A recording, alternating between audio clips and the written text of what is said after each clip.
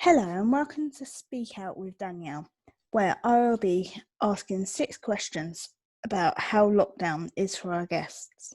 Today's guest is Shelley Brown. Shelley, can you say a little bit about yourself, please? Okay. My name's Shelley. I have been a volunteer for Speak Out for probably, I think it's about 6 years now. And during that time, I've worked in lots of different areas. But my main area is I sort of work at the drop-ins and I do one-to-one advocacy work. And then in the last couple of years, I have also become a trustee as well. So quite involved within Speak Out in general. What is it like for you being in lockdown? It hasn't been easy, but I'm sure it's no different for a lot of people. I live alone, so sort of when I went into lockdown, it meant that I was very much alone, which was quite hard to cope with to start with. But sort of with Zoom and everything else that goes on around you, sort of, and once I got into it, I got, so I think because it happened so suddenly, I wasn't prepared. So once I got organised and sort of prepared myself a bit more, then it became slightly easier along the way.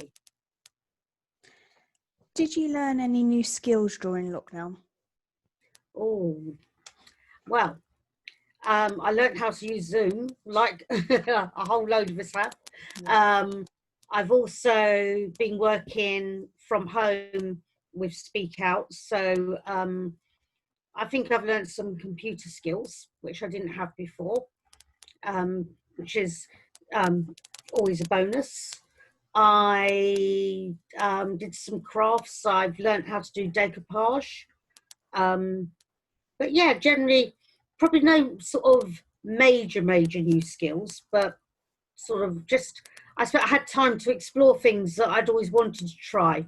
So that was good.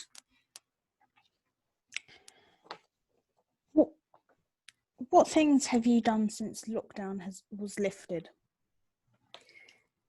Go to my allotment. My allotment's quite important to me. So during the lockdown, for sort of until about July time, I didn't actually go anywhere. I stayed at home. And then obviously when they said you could start going out again, I went to the allotment, and the first shop I went to was the garden centre. But obviously seeing my family was really lovely. Yeah. Because although I'd seen them at a distance, it was nice to see them a bit closer and just sort of have some contact with them. So yeah, family in the allotment mainly. If we had to go into lockdown again, what would you do differently? I think it depends what the guidelines were. I would follow the guidelines, but I would probably be sort of a bit more mindful about just going out and getting out the house a bit more, so I wasn't just stuck at home the whole time. But I think, sort of like, I'm prepared for if we have another lockdown, I'm already prepared for it. So yeah, that's sort of probably will make life easier. What has helped you through these changing times, and what advice would you give to others? What has helped me? Oh, I think friends and family, staying in contact. I'm very fortunate, although I live alone, I have a dog and 2 cats, so they're great company. But staying in contact with everybody. I found it good to have some plan to my day rather than just letting the day slide away. So, and and sort of putting some little treats into it all as well. And I don't mean just cake. It's sort of like, if there's a series I'm watching, on telly or Netflix, whatever, I sort of like, well, I've got to do some of the jobs that need doing before I can watch one episode of it. So just sort of like a bit of structure to my day. And I think for me, the best thing was I just took one day at a time. This is today, and this is what I'm dealing with today.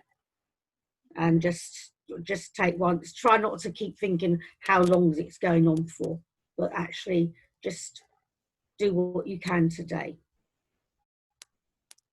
That was your last question. Wow.